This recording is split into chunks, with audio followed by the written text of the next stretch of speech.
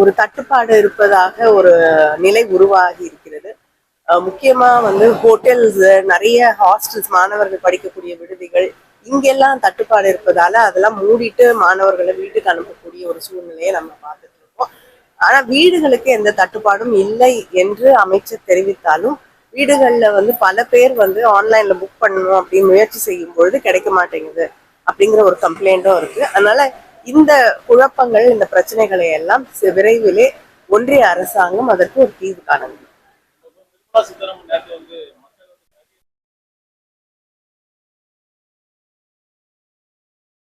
அப்படி அவங்க சொல்லியிருந்தா அது நிஜமாவே தவறான ஒன்று. அப்படி சொன்னாங்களான்னு எனக்கு தெரியாது.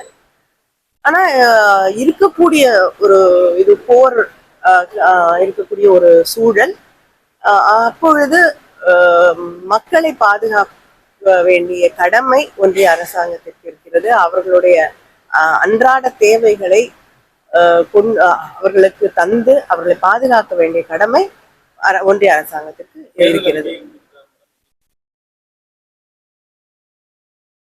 இல்லைங்க, விரைவிலே தேர்தல் அறிவிப்பே இன்னும் வரல, அதுக்குள்ள தேர்தல் அறிக்கையை வெளியிட முடியாது. இல்லைங்க, போஸ்ட்மார்ட்டம் நடந்து இன்னும் முழுமையாக ரிப்போர்ட் வரல. அதனால அது எப்படிப்பட்ட சம்பவம் அப்படின்னு நம்ம சொல்ல முடியாது. ஆனா நிச்சயமாக ஒரு இளம் பெண்ணுடைய உயிரிழக்க ஒரு கொடுமையான சம்பவம் நடந்திருக்கு. முதலமைச்சர் அவர்கள் விரைந்து குற்றவாளிகளை கண்டுபிடிக்க வேண்டும் என்று உத்தரவிட்டிருக்கிறார்கள்.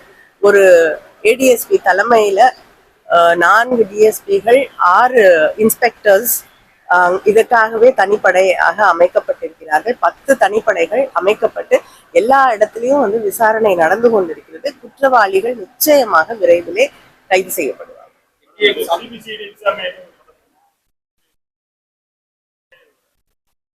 இல்லைங்க, 10 தனிப்படைகள் அமைக்கப்பட்டு விசாரணை நடைபெற்றுக் கொண்டிருக்கிறது. யார் குற்றவாளிகள்னு முதல்ல நம்ம கண்டுபிடிக்கணும். செய்திகளை உடனுக்குடன் தெரிந்து கொள்ள கீழ்கண்ட கேபிள் மற்றும் டிடிஹெச் நெட்வொர்க்குகளில் எம்நாடு செய்தி தொலைக்காட்சியை காணுங்கள். பாதகம் செய்பவரை கண்டால் நாம் பயம் கொள்ளலாகாது பாப்பா. மோதி மிதித்து விடு பாப்பா, அவர் முகத்தில் உமிழ்ந்து விடு பாப்பா. அண்மை செய்திகளை உடனுக்குடன் தெரிந்து கொள்ள இணைந்திருங்கள் எம்நாடு தொலைக்காட்சியுடன்.